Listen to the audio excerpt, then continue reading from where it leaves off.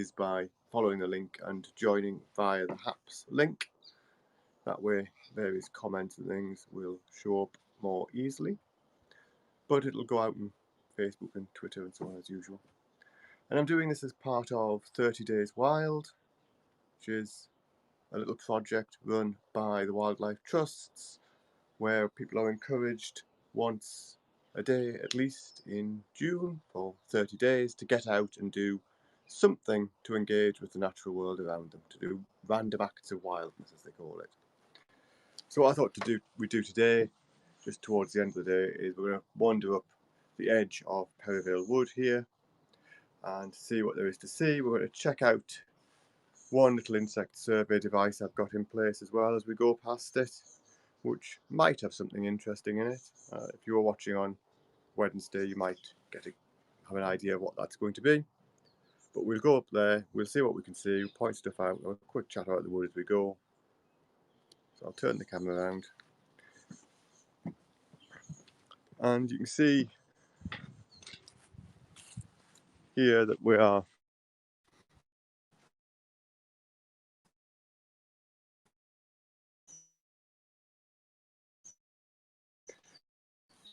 in this little bit, which is an area of ancient woodland. I suspect the signal will get poor for a second and then improve as I drop back onto the cellular data. But a bit of ancient woodland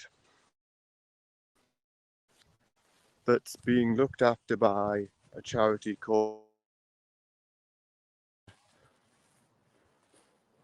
We look after this woodland here as a nature reserve. And all we're going to do today is walk up just this edge of it, Eastern Hedge Path, which is along the hedge on the east. The hedge is an old parish boundary, and it forms the edge of the woodland and separates it from the grasslands, which are just off to the right of the image. But we're just going to have a walk up here. You see a lot of plants. So the main trees, the dead one is one of these as well, but the main trees in this woodland are oak trees, of which that is one, with a lot of hazel as the understory. That's the main plant that is underneath the hazel, but we've also got hedges here with blackthorn and hawthorn in them, and privet and a few other woodland plants. And it's just a generally good bit of habitat that's been looked after as London's developed and the suburbia has grown around it. So when this was first founded, Perivale, where it is, was a sleepy little village way outside of London. It's now, of course, largely, solidly suburban development and housing, and people living here and to a large extent working elsewhere in London, although these days a fair chunk of them are probably working in their own bedrooms and so on, in their own homes. But that's where it is, and we were fortunate enough, or we foresighted enough, my predecessors in this organisation, to purchase this bit of land and this bit of woodland and these meadows before that happened, so that they could preserve them. So we've got here, hanging in a tree, hello Fiona, yes, it's not bad weather yet, it's going to get rubbish tomorrow. We've got here hanging in a tree what people might have seen on Wednesday, which is a pheromone lure trap. This has got in the top here a little vial of synthetic moth pheromones, and this is designed to attract particular species of moths in the Cecidae, the clearwing moths. This specific lure is designed for orange-tailed clearwing, which I got several of earlier in the week and did a broadcast on. The lure for a different species. So I'll put the species lure out that should attract it, a different location, different bit of the wood, and a different Ordnance Survey grid square for recording purposes. Put this out about 15 minutes ago, so we'll see if there's anything in it. At first glance, I'm not seeing any sign that this one has attracted anything. But we will open it up and have a proper look, just in case.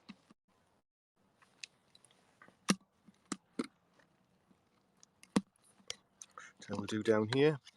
Put this device somewhere.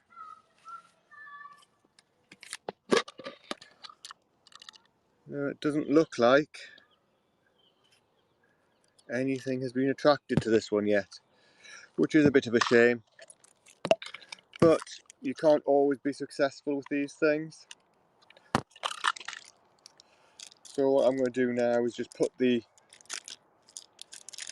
chemical lure back in a little plastic container here, just to keep it sealed away, and to take that away with me because I want to use it somewhere else tomorrow. So it'll go home with me, and the lure will go back into the freezer when I get home. But we'll just walk a bit further up here, up this edge of the wood, see what we can see.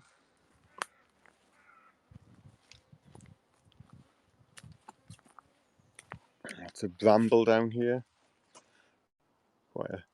Can be a problematic plant. It can rather take over, but it is a native plant. It is part of the ecosystem here, and generally what you find is it tends to do quite well in areas where there's a little bit of a clearing in the canopy, a bit of light can get down, and then in the more dark patches you don't really see it taking over in the same way. So that's just part of what works in the ecosystem, part of how it balances.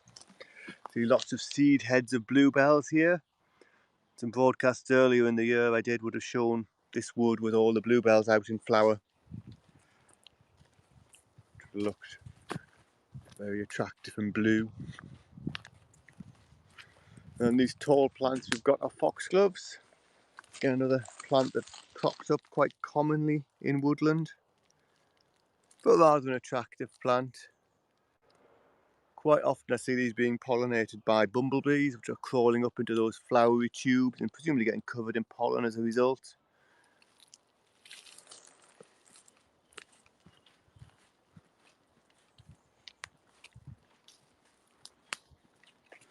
And lots of the bramble out in flower as well.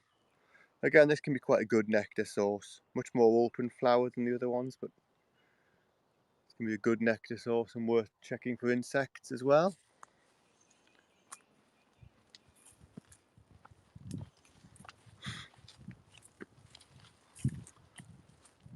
At least so far we've got fairly decent weather here, but it's predicted to get rather miserable for the weekend, which is not ideal because I'm meant to be showing people around a neighbouring site and helping them find lots of butterflies, which will be an interesting challenge if it's raining. There's big umbers of the cow parsley here with a honeybee crawling on it by the looks of things. There are several hives in the areas around this reserve, although obviously being a nature reserve and wanting to preserve the native bees, we don't have hives ourselves. But there's a honeybee just foraging for nectar, and next to it a tiny little beetle, which I'm not even going to attempt to identify, and some sort of bug, Heteropteran true bug, possibly Miridae, but I'm not very good with bugs. But clearly there's another one of possibly the same species or possibly a different species. But clearly lots of things liking that as a nectar source.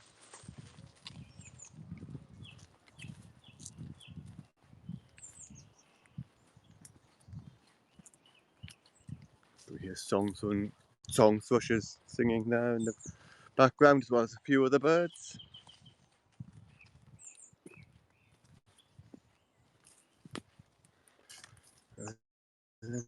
Some signs here that something has taken one of our wood pigeons. Possibly a sparrowhawk kill, or the feathers look rather chewed off, so I wonder if a fox has had that. Often the way you tell the difference between the kills is that a sparrowhawk or something would tend to pluck the breast, whereas a fox would tend to chew the ends off, which looks like what's happened here. So that, I suspect, may have been killed by a fox. I suppose a domestic cat might have done it, but fox is perhaps the most likely.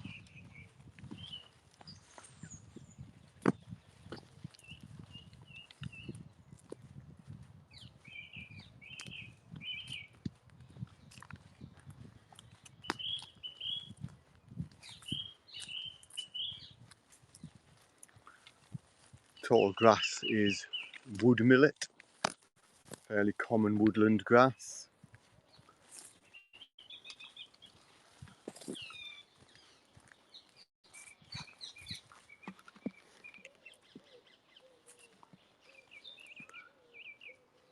Yes, the thrush is really shouting loudly. I said most of the trees here were oak, but some of them are other things. So this tree, sort of centre screen now, with the cow parsley in front of it, is an ash. No immediate sign of the ash dieback disease on it, but we are keeping an eye on our ashes for this disease, which is spreading through them quite badly. And then as we start to go up here, we start to go up towards the Grand Union Canal and up an area that had a lot of rubbish dumped on it in Victorian times. Rather changes the character of the wood as you go up here. It tends to become a bit more scrubby, a bit less mature woodland. The flowers and things that grow here are rather different.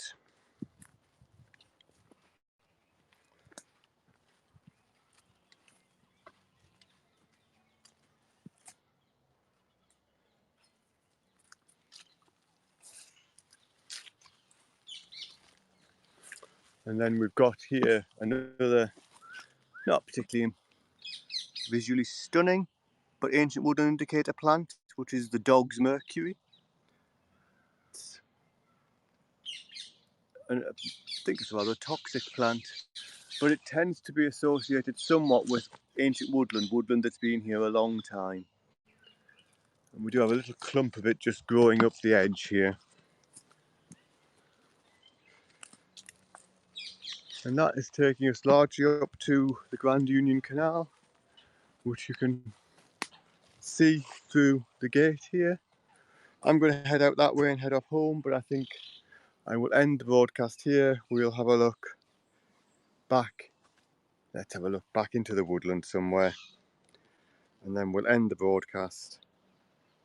Today's broadcast for 30 Days Wild. Getting towards the end of June now. 25 of these done already. But there'll be a few more. Depending on what the weather's like tomorrow, they might be indoors or outdoors. So have a good Friday. Enjoy your weekend when it comes. And I will see you all on here on Haps tomorrow.